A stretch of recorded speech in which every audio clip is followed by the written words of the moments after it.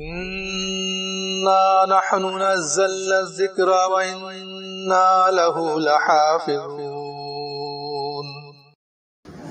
السلام علیکم ورحمۃ اللہ وبرکاتہ.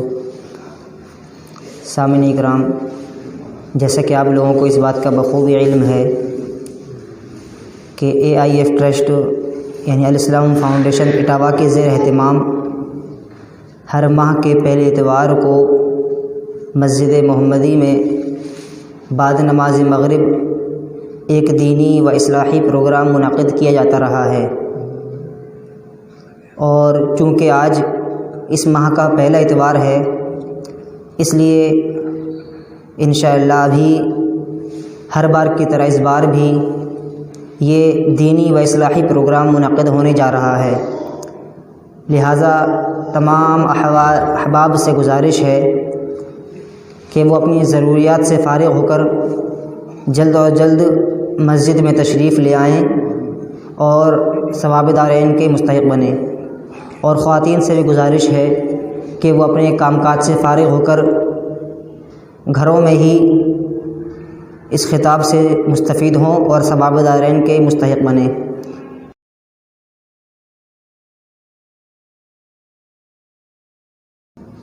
السلام علیکم ورحمۃ اللہ وبرکاتہ. ان الحمد للہ نحمده ونستعینه ونستغفره ونعوذ باللہ من شرور انفسنا ومن سیئات اعمالنا من يهده الله فلا مضل له ومن يضلل فلا هادي له وأشهد أن لا إله إلا الله وحده لا شريك له وأشهد أن محمدا عبده ورسوله. أما بعد فإن خير الحديث كتاب الله وخير الهدي هدي محمد صلى الله عليه وسلم وشر الأمور محدثاتها وكل محدثة بدعة وكل بدعة ضلالة وكل ضلالة في النار. أعوذ بالله من الشيطان الرجيم. بسم الله الرحمن الرحيم. وَإِذْ قَالَ مُوسَى لِفَتَاهُ لَا أَبْرَحُ حَتَّى أَبْلُغَ مَجْمَعَ الْبَحْرَيْنِ أَوْ أَمْضِيَ حُقُبًا. وقال النبي صلى الله عليه وسلم بلغوا عني ولو آية.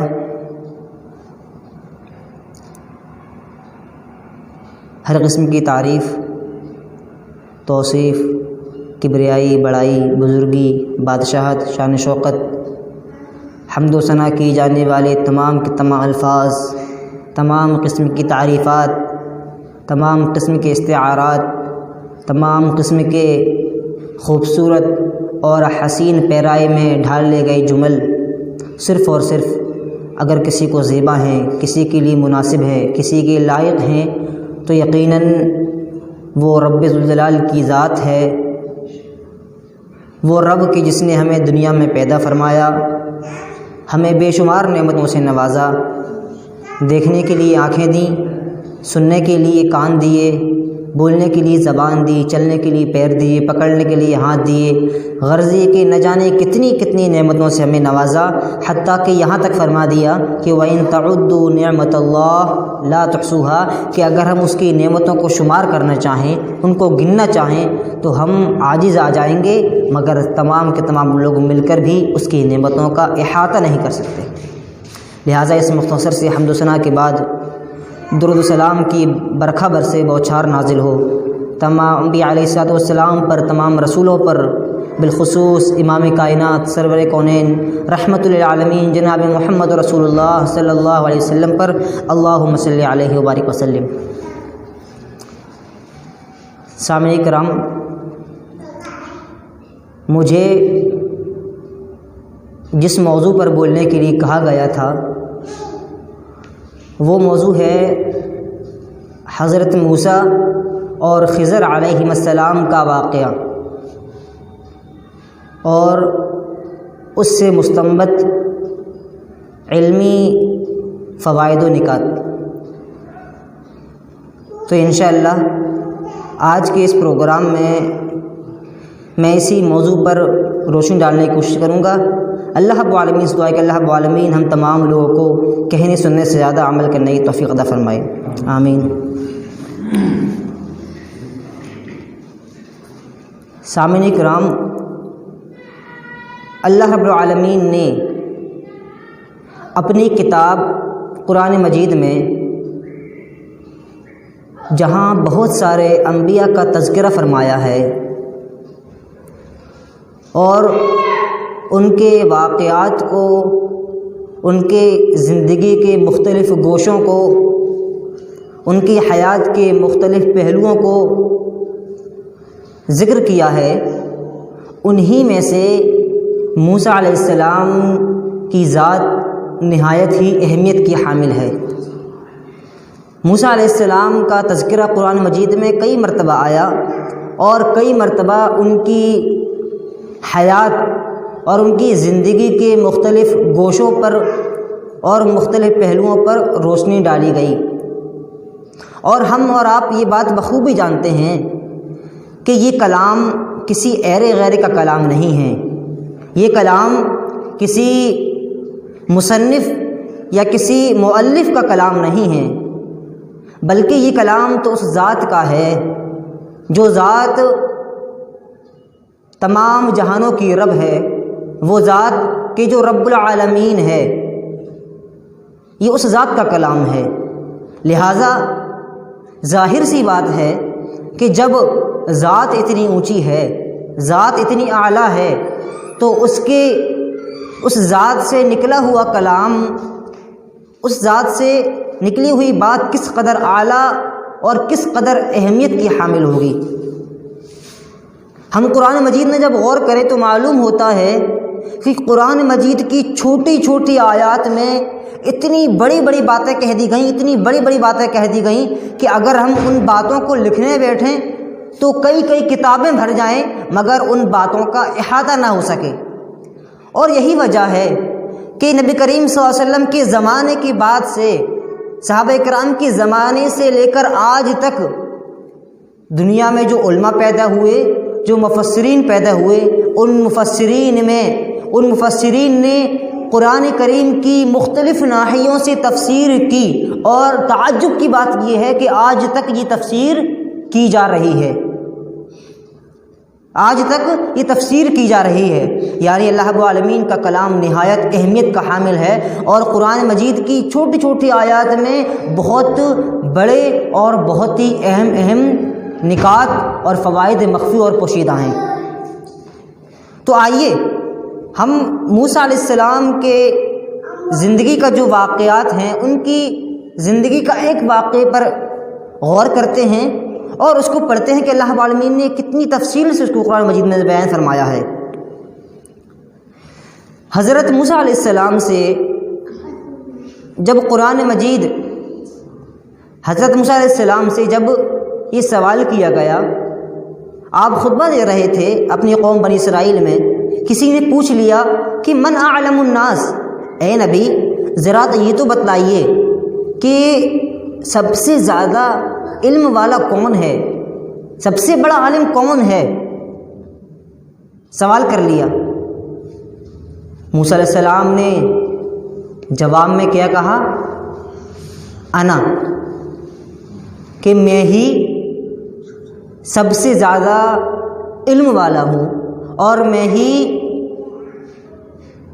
اس پوری دنیا میں سب سے بڑا عالم ہوں۔ اللہ رب العالمین جو ہر انسان کو علم سے نوازنے والا ہے، اس کو یہ ادب پسند نہیں آئی۔ کیوں؟ ظاہر سی بات ہے، موسیٰ علیہ السلام بہت بڑے عالم تھے، لیکن اس کے باوجود اللہ کو کیا ادب پسند ہے؟ انکساری کی، عاجزی کی، اور خصوصاً علم کے سلسلے میں یا دیگر اور کوئی فضل ہو تو اس کے سلسلے میں علماء علم کی نسبت کبھی اپنی طرف نہیں کرتے ہیں۔ انبیاء کبھی اپنی طرف علم کی نسبت نہیں کرتے ہیں کہ میں سب سے بڑا عالم ہوں یا یہ علم میرا ہے، بلکہ وہ علم کی نسبت اللہ کی طرف کرتے ہیں، اس ذات کی طرف کرتے ہیں جس ذات نے انہیں یہ علم سکھایا ہوتا ہے۔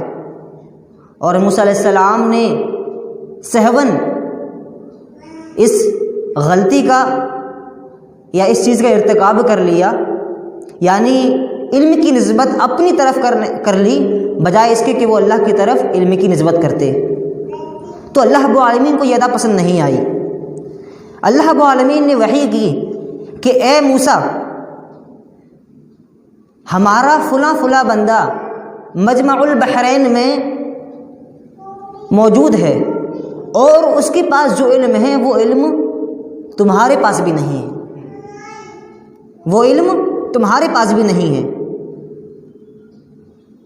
تو قبل اس کے کہ ہم آگے بڑھیں، یہاں پر کئی چیزیں قابل غور ہیں اور انشاءاللہ ہم آج کی اس تقریر میں ایک ایک نقطے پر غور کرتے ہوئے چلیں گے، ایک ایک نقطے کو ہم بغور سمجھیں گے، دیکھیں گے، اس میں موجود علمی فوائد و نکات کو سمجھیں گے اور اس کو انشاءاللہ بیان کریں گے۔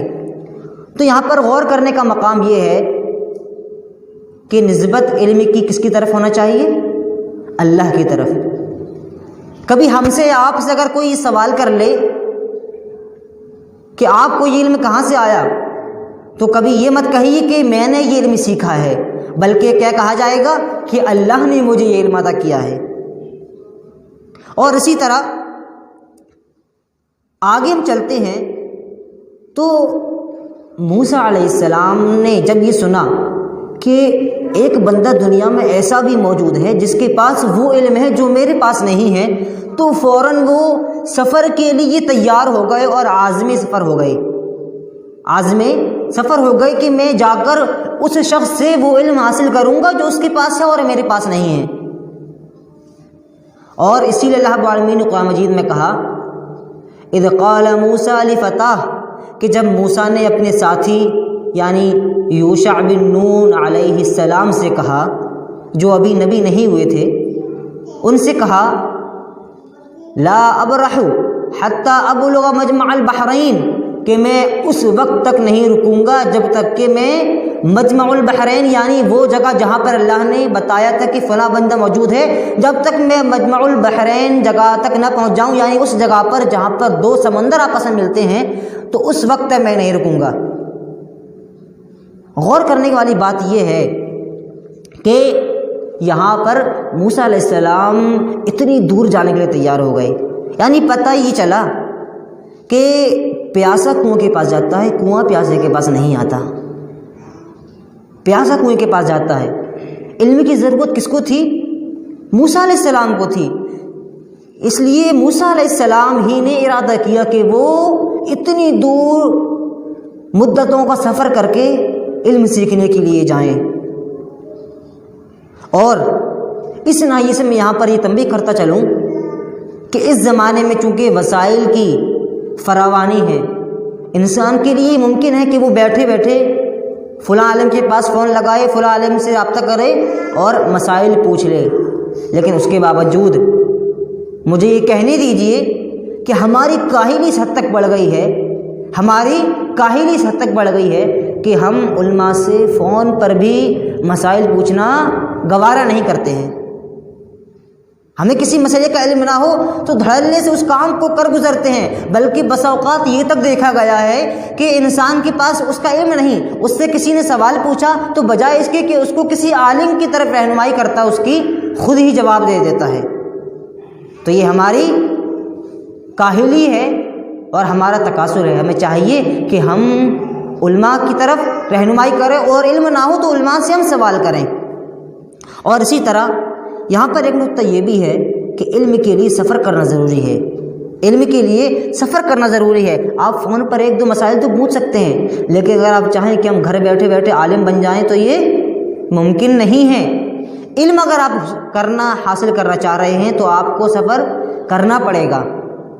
اور ایک چیز یہاں پر یہ بھی قابل غور ہے کہ موسیٰ علیہ السلام نے آگے کہا او امضی حقوبہ، کہ اگر میں اس راستے میں کئی مدتیں لگ جائیں، حقوق کہتے ہیں ایک مدت کو، اس مدت کی کتنی مقدار ہوتی ہے وہ کوئی ضروری نہیں، فرمایا او امضی حقوبہ کہ اگر کئی مدتیں لگ جائیں یعنی مجھے کئی دن کئی مہینے تک کا سفر کرنا پڑے تو میں وہ بھی کر گزروں گا۔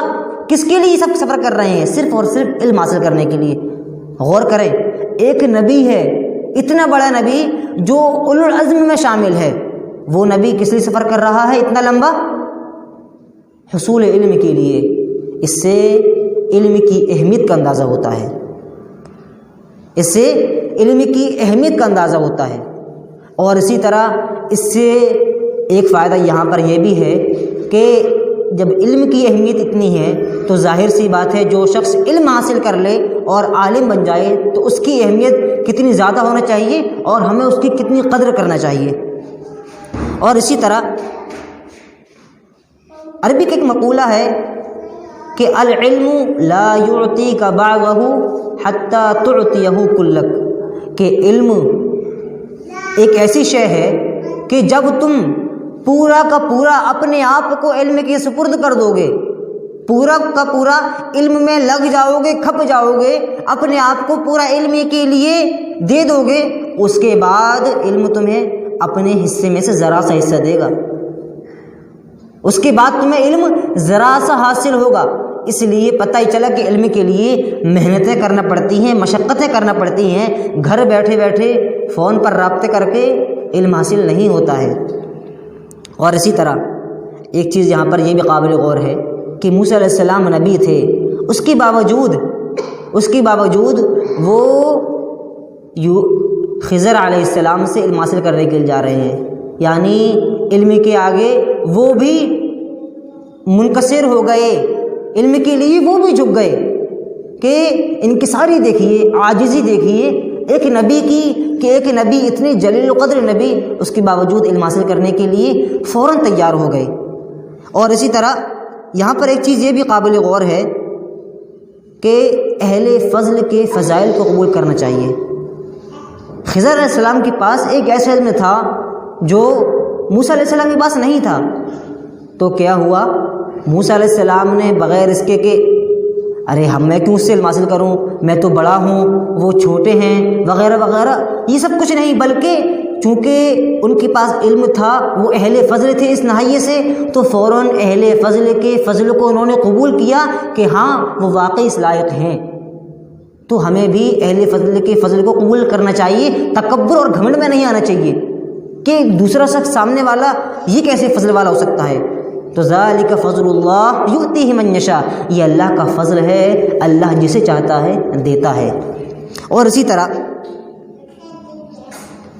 یہاں پر ایک چیز یہ بھی قابل غور ہے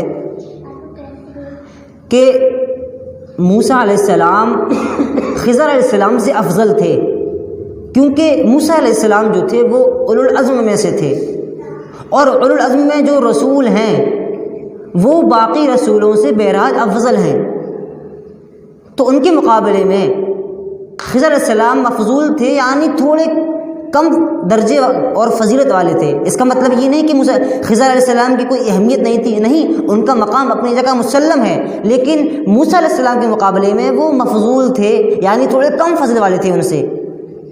تو یہاں نقطہ یہ پتہ چلا کہ اگر کوئی افضل انسان ہو تو اس کے لیے جائز ہے کہ وہ کسی مفضول شخص سے علم حاصل کرے، کسی مفضول شخص سے علم حاصل کرے۔ مثال کے طور پر استاد، اگر انگلش کا استاد ہے اور اس کی کوچنگ میں یا اس کے اسٹوڈنٹس میں سے کوئی اسٹوڈنٹ ایسا ہے جو میتھ میں بہت زیادہ ماہر ہے اور وہ استاد میتھ میں تھوڑا کمزور ہے، تو استاد کو چاہیے کہ وہ اپنے شاگرد سے ہی صحیح، اپنے اسٹوڈنٹ سے ہی صحیح، لیکن علم حاصل کر سکتا ہے، وہ مفضول سے افضل علم حاصل کر سکتا ہے، بس اس کی شرط یہ ہے کہ وہ اس لائق ہو، یعنی مفضول جس سے علم حاصل کیا جا رہا ہے وہ اس لائق ہو اور اس میں تلقی العلم کے شروط پائے جائیں، یعنی وہ اس لائق ہو کہ اس سے علم حاصل کیا جائے تو وہ اس سے علم حاصل کر سکتا ہے۔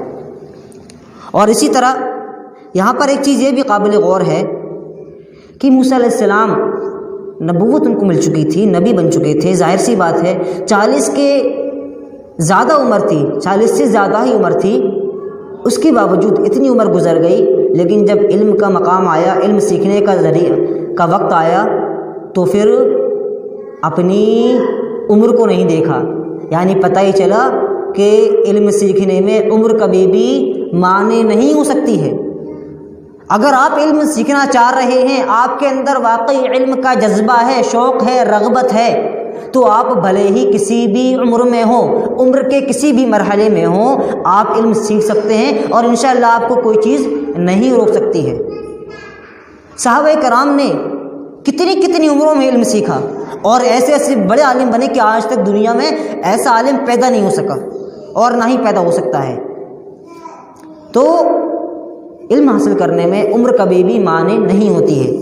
اور اسی طرح یہاں پر ایک نقطہ یہ بھی ہے کہ صحابہ موسیٰ علیہ السلام نے جب علم حاصل کرنے کا ارادہ کیا تو حیا ان کے معنی نہیں آئی۔ ہم میں سے بہت سارے لوگ ہیں جو بڑے ہونے کے بعد اس لیے علم حاصل نہیں کرتے کیونکہ انہیں شرم آتی ہے کہ وہ چھوٹے بچوں کے ساتھ بیٹھیں گے، ان کے ساتھ علم سیکھیں گے، انہیں شرم آتی ہے۔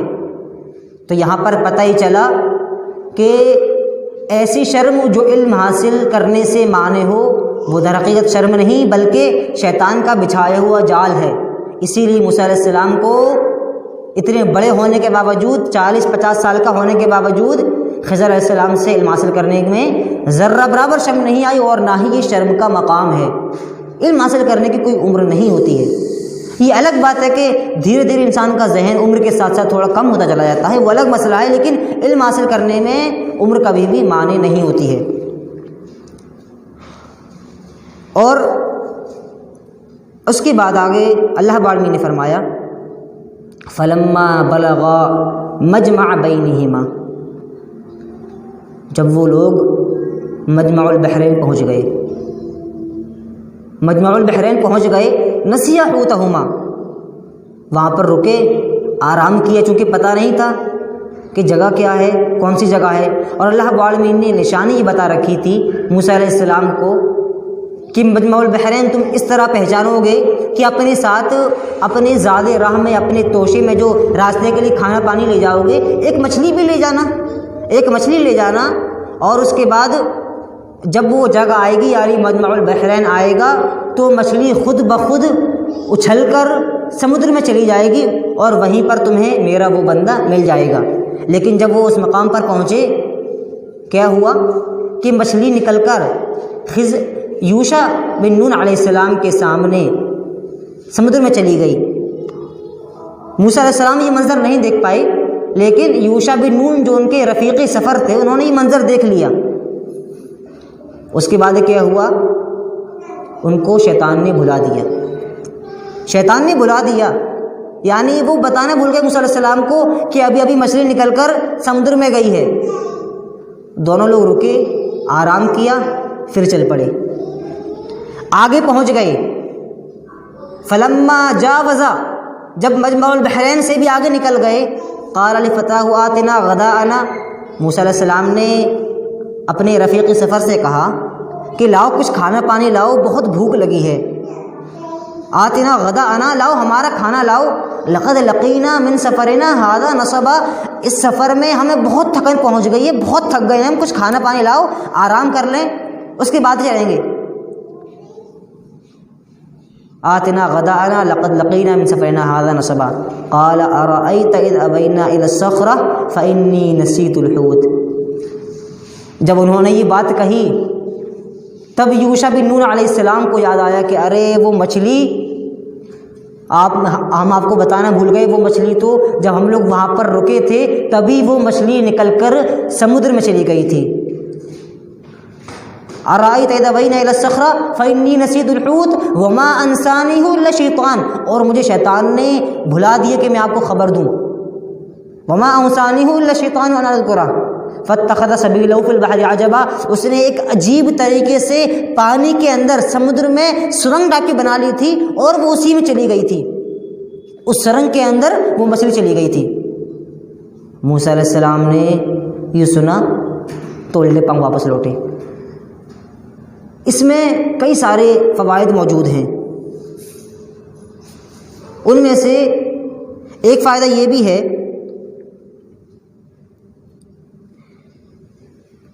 کہ موسیٰ علیہ السلام نے اتنا لمبا سفر کیا، تصور کیجیے کہ ان کا عزم کتنا پختہ ہوگا، ان کا ارادہ کتنا پختہ ہوگا، یعنی مدتوں کا سفر کر رہے ہیں، تھک بھی گئے ہیں، لقد لقینا من سفرنا ھذا نصبا، زیادہ راہ کی بھی کمی ہے، اس کے باوجود سفر جاری رکھ رہے ہیں۔ یعنی پتہ ہی چلا کہ علم حاصل یوں ہی نہیں ہوتا ہے، اس کے لیے ارادے مضبوط ہونا چاہیے، ارادے فولادی ہونا چاہیے کہ اگر سامنے پہاڑ بھی آئے تو وہ بھی ہمارے عزم و ارادے کے سامنے چکنا چور ہو جائے اور ہمیں راستے میں چلنے سے اور سفر سے نہ روک سکے۔ عزم ہونا چاہیے، ارادہ ہونا چاہیے، تب کہیں جا کر انسان علم حاصل کر پاتا ہے۔ اور اسی طرح یہاں پر ایک چیز یہ بھی قابل غور ہے کہ موسیٰ علیہ السلام تنہا سفر نہیں کر رہے تھے بلکہ ساتھ میں ایک رفیق سفر تھا، ان کے ساتھی یوشع بن نون علیہ السلام تھے۔ اور اس سے پتہ ہی چلا کہ اگر سفر میں خطرہ ہو، چوری کا، ڈکیتی کا، مال لوٹ جانے کا یا پھر دیگر چیزوں کا خطرہ ہو تو اکیلے سفر نہیں کرنا چاہیے۔ نبی کریم صلی اللہ علیہ وسلم نے بھی اس سے منع فرمایا ہے۔ علماء کہتے ہیں کہ یہ سفر اس وقت منع ہے کہ جب انسان کو راستے میں خطرہ ہو اور انسان ڈرے کہ کہیں اس کا مال لٹ نہ جائے، کہیں ڈکیتی نہ پڑ جائے، تو ایسے میں اکیلے سفر سے اجتناب کرنا چاہیے۔ اور اسی طرح یہاں پر ایک چیز یہ بھی قابل غور ہے کہ موسیٰ علیہ السلام اتنے تھکے ہارے تو وہاں تک پہنچے تھے، یعنی مجمع البحرین تک، اس کے بعد وہاں سے آگے بھی بڑھ گئے، پہلے سے بھی تھکے ہوئے تھے، وہاں سے بھی آگے بڑھ گئے، اور آگے جا کر جب ان کے ساتھی یوشع بن نون علیہ السلام نے بتایا کہ ہم مچھلی تو وہیں چلی گئی تھی اور ہم آپ کو بتانا بھول گئے تھے، تو موسیٰ علیہ السلام نے کیا، انہیں ڈانٹا نہیں، ان کو برا بھلا نہیں کہا، نہ ہی ان کو گالی گلوچ دی، بلکہ بلا کچھ کہے الٹے پاؤں واپس چلے گئے۔ فقط اتنا کہا کہ قال ذلک ما كنا نبغي، کہ یہی تو ہم تلاش کر رہے تھے، ہمیں اسی کا تو انتظار تھا کہ کب ہماری مچھلی نکل کر سمندر میں جائے گی۔ ان کو کچھ برا بھلا نہیں کہا، یعنی پتہ ہی چلا کہ اگر کبھی ہم میں آپس میں کسی سے کوئی غلطی ہو جائے، کوئی بھول چوک ہو جائے، تو اس کو برا بھلا کہنے کی بجائے، اس کو سرزنش کرنے کی بجائے معاف کر دینا چاہیے اور خاموش ہو جانا چاہیے۔ یہ انبیاء کا طریقہ ہے، یہ اولو العزم کا طریقہ ہے کہ اس کو انسان معاف کر دے۔ اور اسی طرح اب آگے دیکھیے کہ اللہ رب العالمین فرماتا ہے قال ذلك ما كنا نبغي فارتد على آثارهما قصصا، کہ وہ لوگ الٹے پاؤں واپس لوٹے، یعنی جہاں سے چلے تھے، جہاں مچھلی نکل کر سمندر میں گئی تھی وہیں پر وہ لوگ واپس لوٹ گئے۔ فوجدا عبدا من عبادنا، وہاں پر انہوں نے خضر علیہ السلام کو پا لیا، وہاں پر خضر علیہ السلام سے ملاقات ہو گئی۔ فوجدا عبدا من عبادنا آتیناہ رحمتا من عندنا وعلمناہ من لدنا علما، تو وہاں پر انہوں نے موسیٰ علیہ السلام نے خضر علیہ السلام کو پا لیا۔ اللہ تعالیٰ نے ان کے بارے میں فرمایا کہ اس بندے کو پا لیا جس کو ہم نے رحمت دی تھی اور اپنی طرف سے ایک خاص علم عطا کیا تھا۔ اس کے بعد غور کریں، آگے موسیٰ علیہ السلام فرماتے ہیں، اللہ رب العالمین نے فرمایا قال له موسیٰ علیہ السلام نے ان سے کہا هل اتبعک علی ان تعلمنی مما علمت رشدا، کہ کیا میں آپ کے ساتھ آ سکتا ہوں تاکہ آپ مجھے اس علم میں سے جو آپ کو سکھایا گیا ہے مجھے سکھائیں۔ غور کریں کہ موسیٰ علیہ السلام اتنا جلیل القدر نبی، اولو العزم میں جن کا شمار ہوتا ہے، وہ نبی ایک مفضول دوسرے نبی سے کیا کہہ رہے ہیں، اور کتنے حسین پہرائے میں، کتنے ادب اور لطافت کے ساتھ کہہ رہے ہیں کہ هل اتبعک علی ان تعلمنی مما علمت رشدا، یعنی کیا میں آپ کی اتباع کر سکتا ہوں، کہ میں آپ کے ساتھ چل سکتا ہوں تاکہ آپ مجھے علم سکھا سکیں جو آپ کو اللہ نے سکھا جائے۔ پتہ ہی چلا کہ استاد کے ساتھ محبت سے، شفقت سے، ادب کے ساتھ پیش آنا چاہیے، اگرچہ استاد مفضول ہی کیوں نہ ہو اور اگرچہ شاگرد فاضل ہی کیوں نہ ہو، محبت سے اور ادب سے پیش آنا چاہیے۔ اور یہ علم سیکھنے کا ایک دروازہ ہے اور ایک بہت ہی اہم سبب ہے۔ هل اتبعك على ان تعلمني مما علمت رشدا۔ اور اس آیت میں ایک چیز یہ بھی قابل غور ہے کہ موسیٰ علیہ السلام نے کہا مما علمت رشدا، یعنی اس چیز سے جو آپ کو علم سکھایا گیا ہے، یعنی پتہ یہ چلا کہ علم یہ اللہ ہی سکھاتا ہے، انسان کوشش ضرور کرتا ہے، علم اللہ ہی سکھاتا ہے، اللہ ہی وہ ذات ہے جو انسان پر علم کے دروازے کھولتا ہے، فقہ کے، سمجھ کے، تفقہ فی الدین کے دروازے کھولتا ہے۔ اور یہی وجہ ہے کہ نبی کریم صلی اللہ علیہ وسلم نے حضرت ابن عباس رضی اللہ عنہ کو جب دعا دی تو دعا کہہ دی اللہم فقہہ فی الدین، اے اللہ تو اس کو دین میں فقیہ بنا دے، تو اس کو دین کی سمجھ عطا فرما دے۔ تو انسان اپنی محنتوں سے، اپنی کاوشوں سے متون یعنی عربی کے جو الفاظ ہیں وہ ضرورت کر سکتا ہے، لیکن تفقہ، فقہ، سمجھ، یہ وہ مادہ ہے جو انسان اپنی محنت سے نہیں حاصل کر سکتا ہے، اس کو اللہ رب العالمین ہی کے ذریعے عطا ہوتا ہے۔ اسی لیے نبی صلی اللہ علیہ وسلم نے دوسرے حدیث میں فرمایا کہ من یرید اللہ بہ خیرا یفقہہ فی الدین، کہ اللہ جس کے ساتھ بھلائی کا ارادہ چاہت کرتا ہے، جس کے ساتھ بھلائی کرنا چاہتا ہے، اس کو دین کی سمجھ عطا فرما دیتا ہے۔ یہاں پر ایک نقطہ یہ ملا کہ دین کی سمجھ یہ ایک بہت ہی اونچی چیز ہے، ایک بہت ہی اونچی چیز ہے جو نبیوں کو دی جاتی تھی اور بہت بڑے بڑے لوگوں کو نصیب ہوتی ہے، ہر کسی کے نصیب میں یہ نعمت نہیں ہوتی۔ اس لیے ہم تمام لوگوں کو دعا کرنا چاہیے کہ اللہ رب العالمین ہمیں دین کی سمجھ عطا فرمائے۔ یہ سمجھ بڑے سے بڑے عالم کے پاس نہیں ہوتی، یہ اللہ رب العالمین عطا کرتا ہے۔ قال له موسیٰ هل اتبعك على ان تعلمني مما علمت رشدا، قال له موسى هل اتبعك على ان تعلمني مما علمت رشدا قال انك لن تستطيع معي صبرا۔ خضر علیہ السلام نے جب یہ بات سنی تو کیا کہا کہ لن تستطيع معي صبرا، تم میرے ساتھ صبر نہیں کر پاؤ گے، میرے ساتھ رہ کر تم صبر نہیں کر سکو گے۔ اور کیوں، اس کی وجہ بھی بتلا دی، وَكَيْفَ تَصْبِرُ عَلَى مَا لَمْ تُحِطْ بِهِ خُبْرًا، اور تم صبر کرو گے بھی کیسے، کیونکہ تمہیں علم ہی نہیں ہے اس چیز کا، جس چیز کا تمہیں علم بھی نہیں ہے اس چیز کے متعلق تم صبر کیسے کر پاؤ گے۔ وَكَيْفَ تَصْبِرُ عَلَى مَا لَمْ تُحِطْ بِهِ خُبْرًا۔ یہاں پر یہ نقطہ پتہ چلا کہ استاد کو چاہیے کہ اگر اس کے شاگرد کے حق میں کوئی بات بہتر ہے تو وہ اس کو واضح کر دے، اس کو بتلا دے۔ اسی لیے خضر علیہ السلام نے موسیٰ علیہ السلام سے صاف صاف کہہ دیا کہ انکا لن تستطیع معی صبرا، تم میرے ساتھ صبر نہیں کر پاؤ گے، میرے ساتھ رہ کر تم صبر نہیں کر سکو گے۔ اور کیوں نہیں کر پاؤ گے، کیونکہ تمہیں اس چیز کا علم ہی نہیں ہے۔ وَكَيْفَ تَصْبِرُ عَلَى مَا لَمْ تُحِطْ بِهِ خُبْرًا۔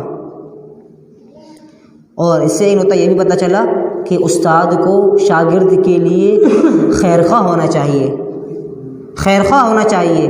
یہ نہیں کہ زبردستی بس پیسے کے لالچ میں اس کو بلا لیا اور اپنے پاس ٹیوشن پڑھا رہے ہیں، یہ نہیں، بلکہ خیرخواہ ہونا چاہیے استاد کو اپنے شاگرد کے تئیں۔ موسیٰ علیہ السلام نے کیا جواب دیا؟ قال ستجدنی ان شاء اللہ صابرا ولا اعصی لک امرا، کہ عنقریب آپ مجھے انشاءاللہ صبر کرنے والا پائیں گے، عنقریب آپ مجھے صبر کرنے والا پائیں گے۔ یعنی پتہ ہی چلا کہ انشاءاللہ کہنا یہ انبیاء کی سنت ہے اور یہ ہمارے نبی کی بھی سنت ہے۔ وَلَا تَقُولَنَّ لِشَيْءٍ إِنِّي فَاعِلٌ ذَلِكَ غَدًا إِلَّا إِنْ شَاءَ اللَّهُ، کہ تم کسی چیز کے بارے میں یہ نہیں کہو کہ میں کل کروں گا مگر انشاءاللہ کہہ دیا کرو۔ تو یہ ہم تمام لوگوں کو کہنا چاہیے، اور اس میں کئی ساری حکمتیں ہیں اور اس میں کئی سارے فوائد ہیں۔ قال ستجدنی ان شاء اللہ صابرا ولا اعصی لک امرا۔ اور یہاں پر ایک یہ بھی قابل غور ہے کہ موسیٰ علیہ السلام کتنے زیادہ حریص تھے، یعنی استاد نے کہہ دیا کہ تم صبر نہیں کر پاؤ گے، اس کے باوجود ان کو اپنے حرص علم پر اس قدر یقین تھا، یا یوں کہہ لیں کہ ان کے علم سیکھنے کی جو حرص تھی وہ اتنی زیادہ تھی، انہوں نے کہا نہیں انشاءاللہ ہم ضرور صبر کریں گے، ہم ضرور صبر کریں گے۔ اور اس سے پتہ یہ بھی چلا کہ علم حاصل کرنے کے لیے صبر ایک لازمی چیز ہے، جس کے پاس صبر نہ ہو وہ علم حاصل نہیں کر سکتا ہے۔ غور کریں، آگے فرمایا وَلَا أَعْصِي لَكَ أَمْرًا، اور میں آپ کی کسی بھی معاملے میں نافرمانی بھی نہیں کروں گا، کسی بھی معاملے میں آپ کی نافرمانی نہیں کروں گا۔ یعنی پتہ یہ چلا کہ استاذ کی نافرمانی کرنا یہ اچھے لوگوں کی پہچان نہیں ہے، اور وہ شاگرد جو اساتذہ کی نافرمانیاں کرتے ہیں وہ شاگرد اچھے شاگرد نہیں ہوا کرتے۔ استاد کے آداب میں سے یا طلب علم کے آداب میں سے ایک ادب یہ بھی ہے کہ استاد کی نافرمانی سے بچا جائے، اور استاد جو کہہ رہا ہے اس کو مان لیا جائے بلا چوچرا۔ یہ استاد کا حق ہے، اور یہی شاگرد کے حق میں بہتر ہے اگر وہ علم حاصل کرنا چاہ رہا ہو۔ تو یہاں پر ہمیں یہ بات پتہ چلتی ہے۔ اور ایک چیز یہ بھی قابل غور ہے کہ یہاں پر امرا کا جو لفظ ہے وہ عربی جاننے والے جانتے ہیں کہ وہ نکرہ آیا ہے، یعنی اس کو عام زبان میں یوں کہیں کہ اس کا مطلب یہ ہوگا کہ میں کسی بھی معاملے میں آپ کی نافرمانی نہیں کروں گا۔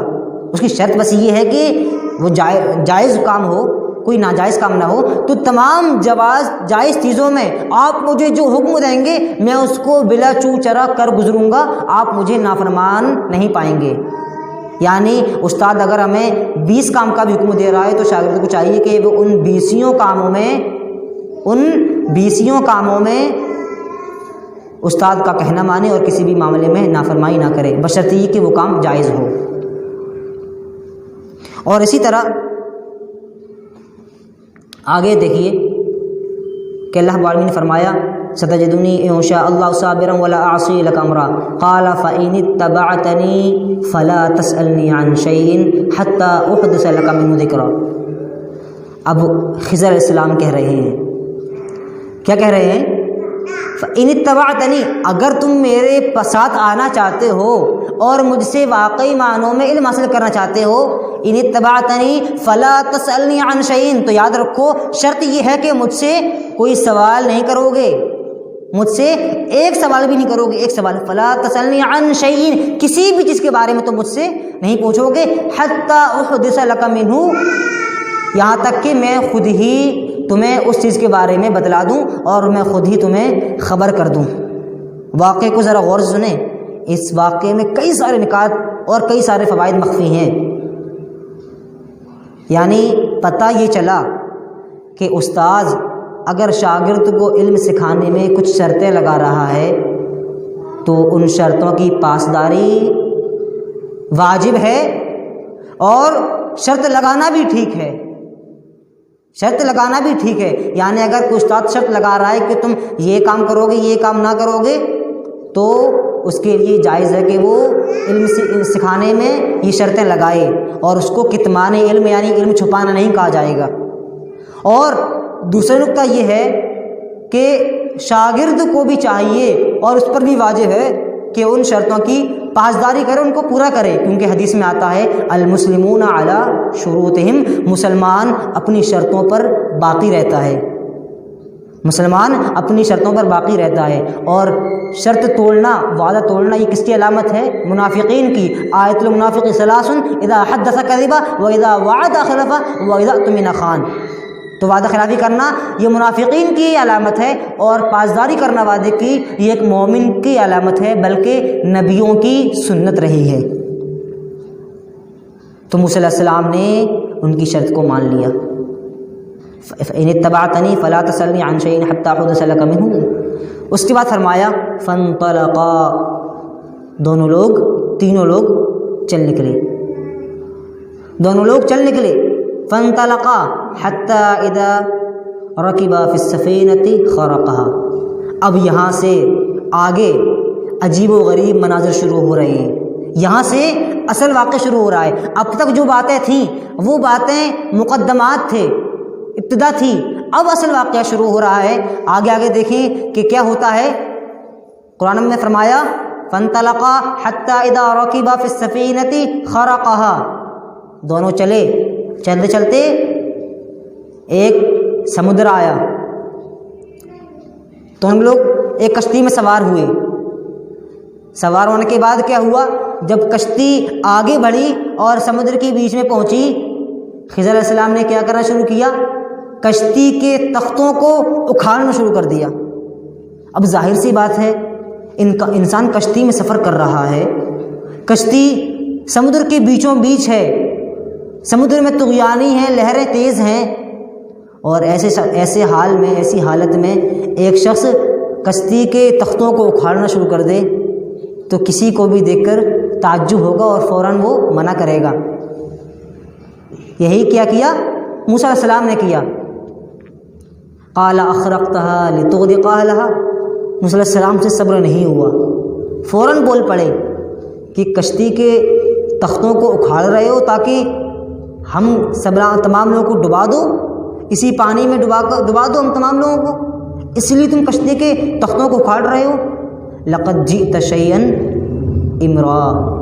تم تو بہت برا کام کر رہے ہو، بہت غلط کام کر رہے ہو. بول پڑے وہ، صبر نہیں ہوا. اور ظاہر سی بات ہے، صبر ہوتا بھی تو کس طرح، صبر کا کوئی وقت ہی موجود نہیں تھا، کوئی سبب ہی موجود نہیں تھا، فوراً بول پڑے. اس کے بعد خضر علیہ السلام نے کیا کہا، الم اقل انک لن تستطیع معی صبرا. کیا میں نے تم سے نہیں کہا تھا اے موسیٰ کہ تم میرے ساتھ صبر نہیں کر سکو گے، تم میرے ساتھ صبر نہیں کر پاؤ گے. موسیٰ علیہ السلام نے کیا کہا، قال لا تؤاخذنی بما نسیت، کہ میرا مواخذہ مت کیجیے، مجھے معاف کر دیجیے. بما نسیت، میں تو بھول گیا تھا. ولا ترہقنی من امری عسرا، اور مجھے مصیبت میں، پریشانی میں مت ڈالیے، میں علم حاصل کرنا چاہ رہا ہوں. معذرت کرنے لگے. یہاں پر کئی چیزیں قابل غور ہیں. ایک چیز یہاں پر یہ قابل غور ہے کہ موسیٰ علیہ السلام اتنے بڑے نبی، جلیل القدر نبی، اس کے باوجود شیطان نے ان کو بھلا دیا، شیطان نے ان کو بھلا دیا اور وہ فٹ سے بول پڑے. تو تصور کریں، جب ایک نبی کو شیطان بھلا سکتا ہے تو ہم جیسے عام لوگ اس کے قوت تسلط سے کس طرح محفوظ رہ سکتے ہیں. اور یہاں پر یہ بھی پتہ چلا کہ جب ایک نبی کو شیطان بھلا دے رہا ہے تو ہم عام لوگ ہیں، ہم لوگوں کو شیطان سے بچنے کی کتنی زیادہ فکر کرنی چاہیے، کتنی زیادہ فکر کرنی چاہیے. اسی لیے نبی کریم صلی اللہ علیہ وسلم نے فرمایا، ان الشیطان یجری من الانسان مجرى الدم، کہ شیطان جو ہے وہ انسان کی رگوں میں خون کی طرح دوڑتا ہے. یعنی شیطان ہر وقت ہمیں بہکانے میں لگا رہتا ہے، ہمیں راستے سے بھٹکانے میں لگا رہتا ہے. اور اسی طرح موسیٰ علیہ السلام نے جب یہ معذرت کی تو خضر علیہ السلام نے ان کو معاف کر دیا، کہا چلو ٹھیک ہے، پہلی غلطی تھی، معاف کر دیا.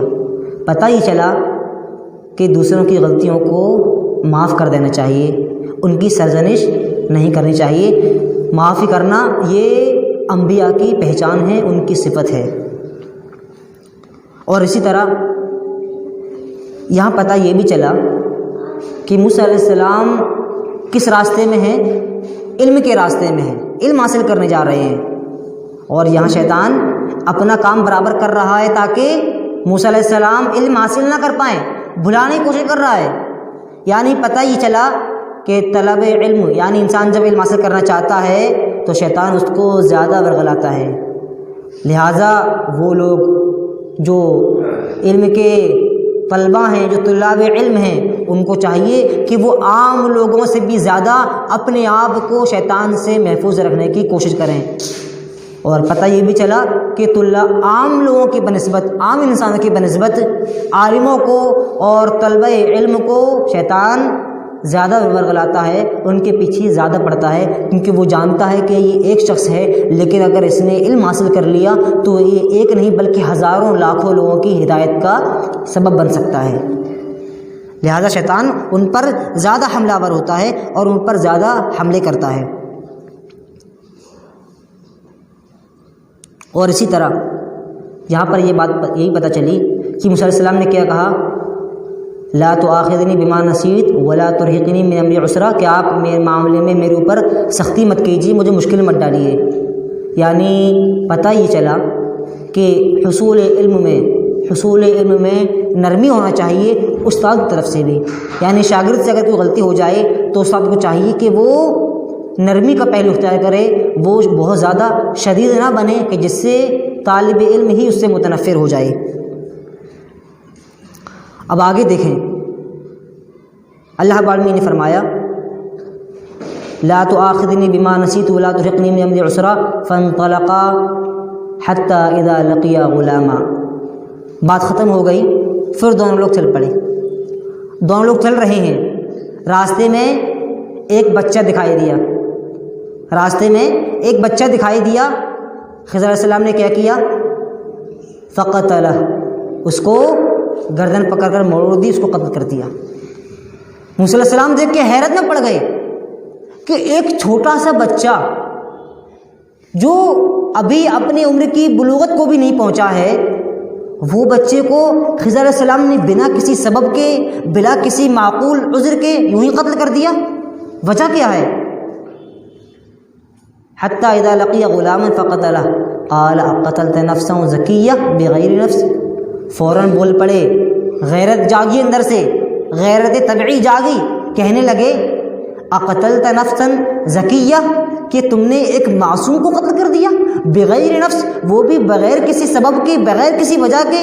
یہاں پر قتل کا کوئی جواز ہی نہیں تھا، پھر بھی آپ نے قتل کر دیا۔ لقد جئت شیئا نکرا، آپ نے تو ایسا کام کیا ہے کہ جس کی تلافی بھی ممکن نہیں ہے۔ وہاں پر آپ نے جو کام کیا تھا تخت اکھاڑنے والا، تو وہاں پر تختوں کو واپس لگانا ممکن تھا، لیکن یہاں پر آپ نے ایک جان لے لی، ایک چھوٹے بچے کو مار ڈالا، اب تو اس کو واپس زندہ کرنا بھی ممکن نہیں ہے۔ فوراً بول پڑے۔ اس کے بعد پھر کیا ہوا؟ خضر علیہ السلام کہنے لگے قال الم اقل لک انک لن تستطیع معی صبرا، کہ میں تم سے نہیں کہا تھا کہ تم میرے ساتھ صبر نہیں کر پاؤ گے؟ اس کے بعد موسیٰ علیہ السلام نے کیا کہا کہ مجھے اس مرتبہ معاف کر دیں، قد بلغت من لدنی عذرا، کہ میں اب آپ عذر تک پہنچ چکے ہیں، یعنی اگر میں اب آپ کی مخالفت کر دوں، اب اگر میں سے کوئی سوال کر بیٹھوں تو آپ یقیناً مجھے اپنی مرافقت سے، اپنی صحبت سے محروم کر دینا۔ ان سے یہ وعدہ کر لیا کہ اگر میں اب بول دوں گا تو آپ مجھے اپنی صحبت سے محروم کر دیں گے۔ پتہ یہ چلا کہ اگر ایک بار غلطی ہو جائے تو معاف کر دینا چاہیے، اور اگر 2 بار بھی غلطی ہو جائے، یعنی 1 سے زائد بار غلطی ہو جائے، تب بھی معاف کر دینا۔ یہ کس کی سنت ہے؟ انبیاء کی سنت ہے۔ یہ انبیاء کی سنت ہے کہ وہ 1 سے زائد غلطیوں پر بھی معاف کر دیتے ہیں اور کوئی مواخذہ نہیں کرتے۔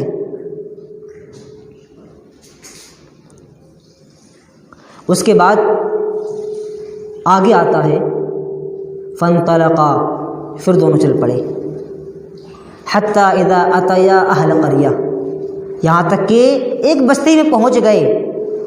حتی اتیا اہل قریہ، ایک بستی میں پہنچ گئے۔ استطعما اہلہا، اتنی دور سے سفر کر کے آئے تھے، خصوصاً موسیٰ علیہ السلام، وہ تو کہاں سے آ رہے تھے؟ کیا کیا موسیٰ علیہ السلام نے اور خضر علیہ السلام نے، دونوں نے بستی والوں سے کھانا طلب کیا، مہمان نوازی کی گزارش کی کہ آپ ہمیں کھانا کھلا دیں، بہت تھکے ہوئے تھے، خستہ حالت ہو رہی تھی دونوں کی، تو دونوں نے کھانا طلب کیا۔ فَأَبَوْا أَن يُغَيِّفُوهُمَا، بستی والے تھے بڑے کنجوس، 1 نمبر کے بخیل آدمی، ان لوگوں نے صاف انکار کر دیا کہ ہم آپ کو کھانا نہیں کھلا پائیں گے۔ حالانکہ پوری بستی والوں کے لیے ایک آدمی کو کھانا کھلانا کون سی بڑی بات ہے، 1-2 آدمی کو کھانا کھلانا کون سی بڑی بات ہے، لیکن کیا کیا دونوں کو کھانا دینے سے منع کر دیا۔ اس میں کئی چیزیں مخفی ہیں اور کئی فوائد اس میں پوشیدہ ہیں۔ غور کریں کہ موسیٰ علیہ السلام بھی نبی اور خضر علیہ السلام بھی نبی، اس کے باوجود دونوں بستی والوں سے کھانا مانگ رہے ہیں، یعنی مہمان نوازی کی گزارش کر رہے ہیں۔ پتہ ہی چلا کہ مہمان نوازی طلب کرنا، مہمان نوازی کی گزارش کرنا، یہ کوئی خراب کام نہیں ہے، اور نہ ہی یہ جلالت اور بزرگی کے خلاف ہے۔ انبیاء سے بڑا جلیل القدر کون ہو سکتا ہے؟ ان سے بڑا بزرگ کون ہو سکتا ہے بزرگی والا؟ اس کے باوجود وہ دونوں کیا کر رہے ہیں؟ کھانا طلب کر رہے ہیں۔ تو بوقت ضرورت کھانا طلب کرنا یعنی مہمان نوازی طلب کرنا یہ کوئی خراب کام نہیں ہے، انسان کر سکتا ہے۔ اور ایسا کرنے سے یعنی اگر بوقت ضرورت کسی نے مہمان نوازی طلب کی تو اس سے اس کی شان میں کوئی کمی نہیں آ جائے گی۔ اور دراصل مہمان نوازی یہ مہمان کا حق ہوتا ہے، مہمان نوازی یہ مہمان کا حق ہوتا ہے، اور جس کے پاس مہمان آئے ہیں اس کے اوپر لازم ہے کہ وہ مہمان نوازی کرے۔ اسی لیے حدیث میں آتا ہے کہ اگر کوئی انسان یعنی اگر کچھ لوگ کسی قوم میں جائیں اور مہمان نوازی طلب کریں اور ان کی مہمان نوازی نہ کی جائے تو حدیث میں یہاں تک آتا ہے کہ اگر وہ لوگ کچھ چیزیں زبردستی لے کر نکل جائیں اس قوم سے تو ان پر کوئی عذاب نہیں ہے، کوئی گناہ نہیں ہے۔ یہ مہمان کا حق ہوتا ہے کہ وہ مہمان نوازی کرے اور اس کی مہمان نوازی کی جائے۔ اور یہاں پر ایک تو یہ بھی قابل غور ہے کہ دونوں نبی اس بستی والوں کے لیے بالکل انجان تھے، اس کے باوجود کیا کر رہے ہیں؟ مہمان نوازی طلب کر رہے ہیں۔ یعنی پتہ ہی چلا کہ مہمان نوازی صرف جان پہچان والوں کی نہیں ہوتی بلکہ جو انجان ہیں ان کی بھی مہمان نوازی کرنی چاہیے۔ اور اسی طرح یہاں پر ایک تو یہ بھی قابل غور ہے کہ آج مجھے یہ کہنا پڑ رہا ہے کہ بہت ساری مساجد میں لاکھوں روپیہ خرچ کر دیا جاتا ہے مسجد کی خوبصورتی کے لیے، اس کی تزئین کے لیے، اس کو بہتر بنانے کے لیے اور اس کے اچھا دکھنے کے لیے، مگر جب امام کو بلایا جاتا ہے تو پہلے تو یہ کہ لوگوں کی جیبوں سے پیسے نہیں نکلتے، تمام کا تمام فنڈ ختم ہو چکا ہوتا ہے اور جو ہوتا ہے وہ بھی دینا نہیں چاہتے، اور اس پر مستزاد یہ ہے، اس پر المیہ یہ ہے کہ اس میں یہ شرط لگا دیتے ہیں کہ کھانا دینے کی ذمہ داری مسجد کی نہیں رہے گی، امام گرچہ وہ اکیلا ہی کیوں نہ ہو وہ خود آئے، کھانا بنائے اور کھانا کھائے۔ سبحان اللہ، کہ یہ ظلم نہیں ہے؟ یعنی ایک عالم وہ اکیلا ہے، اس کے باوجود وہ آ رہا ہے، تھوڑی سی تنخواہ میں، اس کے باوجود آپ اس پر یہ شرط لگا رہے ہیں کہ وہ خود کھانا بنائے اور خود کھائے۔ اب ایک انسان خود ہی کھانا بنائے گا اکیلے کے لیے پھر کھائے گا، اس کا کیا بچے گا؟ اس کی تنخواہ میں سے آدھا تو اسی میں نکل جائے گا، خاص طور سے آج مہنگائی کے زمانے میں، اور اس کے علاوہ جو اس کو مشقتیں ہوں گی وہ الگ، جو وقت اس کا اس میں ضائع ہوگا وہ الگ۔ کھانا کھانے میں بمشکل 15 منٹ لگتے ہیں، اب اگر وہ کھانا بنائے گا، کھائے گا، برتن دھوئے گا، کتنا 1-1.5 گھنٹہ اسی میں نکل جائے گا۔ 1-1.5 گھنٹہ دوپہر میں مان لیجئے، 1-1.5 گھنٹہ شام کو، اور 1 گھنٹہ صبح ناشتے میں، اس کا آدھا دن تو اسی میں چلا جائے گا۔ تو یہ ہماری کمظرفی ہے کہ ہم یعنی پوری بستی کے لوگ مل کر ایک امام کو کھانا نہیں کھلا سکیں، اس سے زیادہ بدنصیبی کی بات اور کیا ہوگی۔ آگے چلتے ہیں، وقت کم ہے، میں اپنی بات کو مختصر کرنے کی کوشش کروں گا کہ آگے کیا ہوا۔ فَأَبَوْا أَن يُغَيِّفُوهُمَا فَوَجَدَا فِيهَا جِدَارًا، دونوں نے جب دیکھا کہ کھانا نہیں مل رہا ہے تھوڑا رک کر پھر چل دیے۔ جا رہے تھے، راستے میں دیکھا کہ ایک دیوار ہے، یرید ان ينقض فاقامہ، دیوار گرنے ہی والی ہے، دیوار ٹیڑھی تھی، گری جا رہی تھی۔ فاقامہ، خضر علیہ السلام گئے، اللہ نے غیبی قوت دے رکھی تھی، جا کر اپنے ہاتھ سے اس کو سیدھا کر دیا، تنہا پوری کی پوری دیوار جو گر رہی تھی سیدھی کر دی۔ موسیٰ علیہ السلام ویسے بھی غصے میں تھے، اتنے لمبا سفر کر کے آئے تھے، کھانا بھی بستی والوں نے نہیں دیا، مہمان نوازی کا بھی انکار کر دیا۔ ظاہر سی بات ہے کوئی بھی انسان ہوگا غصہ آئے گا، اندر سے غیرت جاگے گی۔ اور جب یہ دیکھا کہ ایسا حال ہے، یعنی کام بھی کر رہے ہیں اور اس کے بعد کہنے لگے لو شئت لاتخذت علیہ اجرا، ارے کچھ اجرت ہی لے لیتے ان لوگوں سے، کام کرنے کی، محنت کرنے کی، یعنی دیوار جو آپ نے سیدھی کی ہے، ایک کام کیا ہے، اس کی اجرت آپ لے سکتے تھے ان لوگوں سے، لیکن کیوں نہیں لیا آپ نے؟ اب یہیں سے معاملہ ختم، یہیں سے معاملہ ختم۔ قال هذا فراق بینی و بینک، خضر علیہ السلام نے کیا کیا؟ مہر لگا دی، مہر لگا دی، ھذا فراق بینی و بینک، کہ یہیں سے ہمارا اور آپ کا سفر ختم ہوتا ہے، آپ اپنے راستے ہم اپنے راستے۔ اب اس کے آگے چلے، یہاں پر کچھ علمی فوائد کا میں ذکر کیے دیتا ہوں کہ یہاں پر کئی سارے علمی فوائد ہیں۔ ان میں سے ایک فائدہ یہ بھی ہے کہ کسی کام کی اجرت لینا یہ جائز ہے، کسی کام کی اجرت لینا یہ جائز ہے۔ اسی لیے موسیٰ علیہ السلام نے کہا لو شئت لاتخذت علیہ اجرا، کہ اگر آپ چاہتے تو اس پر اجرت لے لیتے۔ اور ایک اہم نکتہ یہ بھی ہے، قال لو شئت لاتخذت علیہ اجرا قال ھذا فراق بینی و بینک سأنبئک بتأویل ما لم تستطع علیہ صبرا۔ خضر علیہ السلام نے کہا کہ یہی سے ہماری اور آپ کی جدائی ہوتی ہے، یہاں سے آپ کا راستہ الگ، ہمارا راستہ الگ، اور عنقریب اب چونکہ ہم جب جا ہی رہے ہیں تو راستے میں جو بھی 3 واقعات پیچھے گزرے ہیں تو ہمیں چاہیے کہ ہم اس کی بھی تشریح آپ کے سامنے بیان کر دیں، اس کا پس منظر کہ میں نے ایسا کیوں کیا۔ ذالک بتأویل سأنبئک بتأویل ما لم تستطع علیہ صبرا، عنقریب میں آپ کو وہ باتیں بتلاؤں گا کہ جس پر آپ صبر نہیں کر سکے تھے۔ غور کرنے کا مقام ہے، یہاں پر صبر کا لفظ اس وقت وہاں سے لے کر اب تک کئی مرتبہ آ چکا ہے، مکرر آیا ہے۔ پتہ یہ چلا کہ صبر نہ کر پانا یہ علم سے محرومی کا سبب ہے۔ موسیٰ علیہ السلام اگر صبر کر لے جاتے، خاموش رہتے، تو آگے نہ جانے کتنے واقعات، عجیب و غریب واقعات ہمیں دیکھنے کو ملتے اور سننے کو ملتے۔ اسی لیے نبی کریم صلی اللہ علیہ وسلم نے فرمایا کہ کاش کہ موسیٰ نے صبر کر لیا ہوتا اور ہم اور واقعات سن پاتے اور جان پاتے۔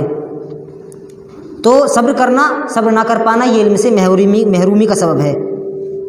آگے دیکھیں، سأنبئک بتأویل ما لم تستطع علیہ صبرا اما السفینہ فکانت لمساکین، جو کشتی میں نے کشتی جو خراب کی تھی، کشتی کے تختے اکھیڑے تھے، وہ یوں ہی نہیں کیا تھا۔ فکانت لمساکین، وہ کچھ مسکین لوگوں کی تھی۔ یعملون فی البحر، وہ سمندر میں کام کرتے تھے۔ وکان وراءہم ملک، اور آگے جہاں وہ لوگ جا رہے تھے ایک بادشاہ تھا۔ یأخذ کل سفینۃ غصبا، وہ ہر صحیح سالم اور خوبصورت کشتی کو غصب کر لیتا تھا، چھین لیا کرتا تھا۔ اسی لیے میں نے کشتی کے کچھ تختے اکھیڑ دیے تاکہ جب بادشاہ اس کو دیکھے تو بادشاہ کو وہ تختی پسند نہیں آئے اور تختی کو وہ یوں ہی جانے دے۔ اگر میں کشتی کے تختے نہیں اکھیڑتا تو بادشاہ کو پسند آ جاتی اور بادشاہ اس کو لے لیتا اور ہم پوری کی پوری کشتی سے ہاتھ دھو بیٹھتے۔ اسی لیے میں نے اس کی کشتی کے تختے اکھیڑے تھے۔ یہ پہلے واقعے کا سبب بتلایا۔ ذالک، اس کے بعد کہا، تو یہاں پر کئی چیزیں قابل غور ہیں۔ ایک چیز یہ بھی ہے کہ ہم جسے خیر سمجھتے ہیں، یعنی ہم اپنے حق میں جسے بہتر سمجھتے ہیں، بس اوقات وہ ہمارے حق میں برا ہوتا ہے۔ موسیٰ علیہ السلام کشتی کے تختے اکھیڑنے کی وجہ سے ناراض ہو رہے تھے، حالانکہ ان کے حق میں وہی بہتر تھا، جیسا کہ آگے پتہ چلا۔ اور اسی طرح آگے اللہ رب العالمین نے فرمایا خضر علیہ السلام کا قول نقل کرتے ہوئے، اما السفینۃ فکانت لمساکین یعملون فی البحر فاغطوا نعیبها وکان وراءہم ملک یأخذ کل سفینۃ غصبا واما الغلام، اور جہاں تک اس بچے کی بات ہے جس کو میں نے قتل کیا تھا، فکان ابواہ مؤمنین، تو اس کے ماں باپ مومن تھے، ایمان والے تھے، فخشینا ان یرہقہما طغیانا وکفرا، تو مجھے یہ ڈر محسوس ہوا کہ کہیں ایسا نہ ہو کہ وہ اپنے ماں باپ کے لیے آزمائش کا سبب بنے، ان یرہقہما طغیانا وکفرا، ان پر سرکشی کرے، ان کے ساتھ غلط معاملہ کرے، ان کی زندگی اجیرن بنا دے، ان کی زندگی بیکار کر دے۔ اسی لیے ان کے ایمان کا ہمیں خطرہ تھا، ان کے ماں باپ کے ایمان کا ہمیں خطرہ تھا۔ فخشینا ان یرہقہما طغیانا وکفرا فاراد ربک ان یبدلہما ربہما خیرا منہ زکاۃ واقرب رحما، تو تمہارے رب نے چاہا، ارادہ کیا کہ وہ اس بچے کے بدلے ان ماں باپ کو ایک بہتر بچہ دے۔ فاردنا ان یبدلہما ربہما خیرا منہ زکاۃ واقرب رحما، ایک ایسا بچہ جو زیادہ رحم دل ہو اور زیادہ نیک اور صالح ہو۔ یعنی پتہ ہی چلا کہ ہمیں ہر حال میں خوش رہنا چاہیے۔ بہت سے لوگ جن کے بچے اور جن کی اولاد بچپن میں وفات پا جاتی ہیں، ہمیں چاہیے کہ ہم صبر کریں اور اللہ سے یہ امید رکھیں کہ انشاءاللہ یا تو کل قیامت کے دن یہ بچے ہمارے لیے ہمارے لیے مغفرت کا سبب بنیں گے، یا پھر اللہ ہمیں کچھ اس سے بہتر دینا چاہ رہا ہے۔ اسی لیے ہم تمام لوگوں کو اللہ سے ہر حال میں حسن ظن رکھنا چاہیے۔ اور پتہ یہ بھی چلا کہ بسا اوقات بچے ماں باپ کے لیے بہت بڑی آزمائش کا سبب بن جاتے ہیں، بلکہ بسا اوقات ان کے ایمان کے لیے بھی خطرہ ہوتے ہیں۔ اس لیے اللہ تعالیٰ نے فرمایا وَعَلَمْ إِنَّمَا أَمْوَالُكُمْ وَأَوْلَادُكُمْ فِتْنَةٌ، کہ تمہارے مال اور تمہاری اولاد فتنہ ہے۔ وقت زیادہ ہو رہا ہے، میں اپنی بات کو مختصر کرتا ہوں۔ اس کے بعد آگے اللہ رب العالمین نے فرمایا وَأَمَّا الْجِدَارُ، اور جو دیوار میں نے سیدھی کی تھی، خضر علیہ السلام کہہ رہے ہیں جو دیوار میں نے سیدھی کی تھی فَكَانَ لِغُلَامَيْن، وہ دو بچوں کی تھی، یتیمین، وہ بچے بیچارے یتیم تھے، ان کے باپ نہیں تھے۔ فَكَانَ لِغُلَامَيْنِ يَتِيمَيْنِ فِي الْبَحْرِ وَأَمَّا الْجِدَارُ فَكَانَ لِغُلَامَيْنِ يَتِيمَيْنِ، وہ بچے وہ دیوار دو بچوں کی تھی، وَكَانَ تَحْتَهُ كَنْزٌ لَهُمَا، اور اس دیوار کے نیچے ان کا خزانہ چھپا ہوا تھا، ان کا خزانہ مخفی تھا۔ وَكَانَ تَحْتَهُ كَنْزٌ لَهُمَا وَكَانَ أَبُوهُمَا صَالِحًا، اور ان کا جو باپ تھا وہ بہت نیک انسان تھا، بہت صالح انسان تھا۔ فَأَرَادَ رَبُّكَ أَن يَبْلُغَا أَشُدَّهُمَا، تمہارے رب نے یہ ارادہ کیا کہ وہ دونوں بچے اپنی پختگی کو پہنچ جائیں، یعنی بالغ ہو جائیں۔ وَيَسْتَخْرِجَ كَنْزَهُمَا، اور اس کے بعد وہ اپنے خزانے کو نکال رہے ہیں، اس کے بعد اپنے خزانے کو نکال لیں۔ رحمتًا من ربک، یہ سب تمہارے رب کی رحمت سے تھا۔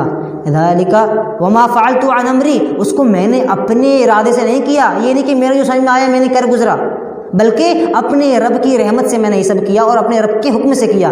ذالک تأویل ما لم تستطع علیہ صبرا، یہ ان تمام باتوں کا خلاصہ ہے جن کا تم صبر نہیں کر سکے، اور ان کا یہ پس منظر ہے۔ یہاں پر میں چند باتیں بتا کر اپنی بات کو ختم کرتا ہوں انشاءاللہ 2-3 منٹ میں۔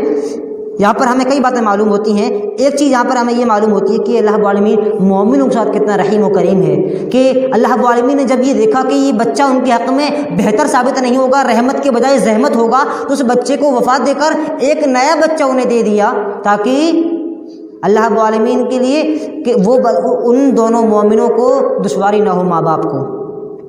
اور اسی طرح یہاں پر ایک نقطہ یہ بھی قابل غور ہے کہ صالح انسان کی اللہ غیب سے مدد فرماتا ہے، غیب سے مدد فرماتا ہے۔ دیوار والے واقعے میں غور کریں کہ باپ جو تھا، کیا اللہ تعالیٰ نے لفظ استعمال کیا وَكَانَ أَبُوهُمَا صَالِحًا، کہ ان کا باپ بڑا نیک انسان تھا، بڑا صالح انسان تھا، یعنی اور اس باپ نے کیا کیا تھا، اپنے بچوں کے لیے وہ خزانہ جمع کر کے رکھا تھا، چھپا کر کے رکھا تھا۔ یعنی پتہ یہ بھی چلا کہ خزانہ مال اکٹھا کرنا اپنے بچوں کے لیے یہ بھی جائز ہے، یا بشرطے کہ زکوٰۃ دی جائے، زکوٰۃ کے بعد جو مال ہے وہ انسان جمع کر سکتا ہے، اس میں کوئی حرج نہیں ہے۔ اور اسی طرح یہاں پر ایک نقطہ ہمیں یہ بھی پتہ چلا کہ مال کو چھپا کر رکھنا یہ بھی جائز ہے، اور یہ صالحیت کے یعنی انسان کی نیک ہونے کے اور متقی ہونے کے منافی نہیں ہے۔ اور اسی طرح یہاں پر ہمیں ایک نقطہ یہ بھی پتہ چلا کہ زکوٰۃ دینے کے بعد جو مال بچتا ہے اس مال کو اکٹھا کرنا، یہ بھی اس میں بھی کوئی قباحت نہیں ہے، اور نہ ہی یہ انسان کے نیک ہونے کے، تقوی والے ہونے کے منافی ہے، نہ اس کے یہ خلاف ہے۔ اور یہاں پر ایک نقطہ ہمیں یہ بھی پتہ چلا کہ مال چھپانے کے لیے کوئی مخفی جگہ تلاش کرنا، کوئی مخفی جگہ دیکھنا، اس کا استعمال کرنا یا اس کو لاکر میں رکھنا مال کو، یہ بھی توکل کے منافی نہیں ہے۔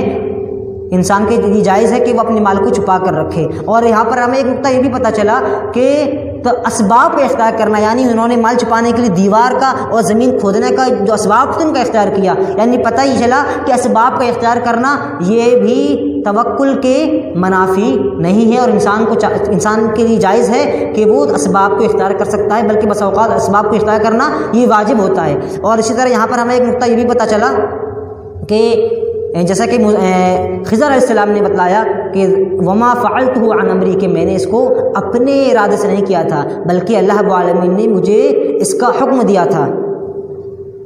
اور ایک چیز یہ بھی کہ دونوں، اس سے ہمیں یہ بھی پتہ چلا کہ انبیاء جو ہوتے ہیں وہ عالم الغیب نہیں ہوتے، بلکہ انبیاء بھی اتنا ان کو علم ہوتا ہے جتنا انہیں اللہ العالمین بتاتا ہے، وہ عالم الغیب نہیں ہوتے۔ اور اسی طرح یہاں پر ہمیں ایک بہت اہم نقطہ یہ بھی معلوم چلا کہ علم جو ہے ہمیں صرف اور صرف اہل علم سے حاصل کرنا چاہیے۔ آج بہت سے لوگ ہیں جو نہ جانے کن کن لوگوں سے، انجینئر سے اور ڈاکٹر سے نہ جانے کن کن لوگوں سے علم حاصل کرتے رہتے ہیں، تو انجینئر سے، ڈاکٹر سے شرعی علم نہیں حاصل کیا جائے گا۔ شرعی علم حاصل کرنے کے لیے علماء کے پاس ہی آنا پڑے گا۔ ڈاکٹر دوائی کے لیے ہم ڈاکٹر کے پاس جائیں گے، شرعی علم حاصل کرنے کے لیے عالم کے پاس نہیں بلکہ ڈاکٹر کے پاس جائیں گے، لیکن شرعی علم حاصل کرنے کے لیے عالم کے پاس آئیں گے، اور یہی ایک قاعدہ ہے، اور یہ بہت ہی اصولی قاعدہ ہے۔ لہٰذا یہ تمام چیزیں تھیں، اور تقریباً 50-60 یہ علمی نکات اور فوائد تھے جن کا میں نے آپ کے سامنے ذکر کیا۔ وقت کافی زیادہ ہو چکا ہے۔ میں آخر میں اللہ رب العالمین سے دعا کرتا ہوں کہ اللہ رب العالمین ہم تمام لوگوں کو علم حاصل کرنے کی توفیق عطا فرما۔ اللہ رب العالمین ہم تمام لوگوں کو قرآن مجید سمجھ کر پڑھنے کی توفیق عطا فرما۔ اللہ رب العالمین ہم تمام لوگوں کو قرآن مجید میں تدبر اور تفکر اور غور و فکر کرنے کی توفیق عطا فرما۔ اللہ رب العالمین ہم تمام لوگوں کے دلوں کو علمی دولت سے مالا مال فرما دے۔ اللہ رب العالمین ہم تمام لوگوں کو دین کا فقیہ بنا دے۔ اللہ رب العالمین ہم تمام لوگوں کو علم دین علماء سے حاصل کرنے کی توفیق عطا فرما۔ اللہ رب العالمین ہم تمام لوگوں کو اہل علم کی قدر کرنے کی توفیق عطا فرما۔ اللہ رب العالمین ہم تمام لوگوں کو اہل علم سے زیادہ استفادہ کرنے کی توفیق عطا فرما۔ اللہ رب العالمین ہم تمام لوگوں کو علم کو ان کا حق دینے کی توفیق عطا فرما، اور اللہ رب العالمین ہم تمام لوگوں کو اہل علم کی قدر و منزلت اور ان کی اہمیت و فضیلت کو جاننے کی توفیق عطا فرما۔ اللہ رب العالمین ہم تمام لوگوں کو علم شرعی سے مالا مال فرما دے۔ اللہ رب العالمین ہم تمام لوگوں کو جب تک زندہ رکھے اسلام پر زندہ رکھے، اور خاتمہ ہو تو ایمان پر ہو۔ آخر میں دعا ہے کہ اللہ رب العالمین ہم تمام لوگوں کو جب تک زندہ رکھ اسلام پر زندہ رکھ، اور آخر میں جب انتقال ہو، خاتمہ ہو، تو آخر الفاظ یہی ہوں: اشہد ان لا الہ الا اللہ واشہد ان محمدا عبدہ ورسولہ۔ آمین وآخر دعوانا ان الحمد للہ رب العالمین وما علینا الا البلاغ۔ السلام علیکم و رحمۃ اللہ وبرکاتہ۔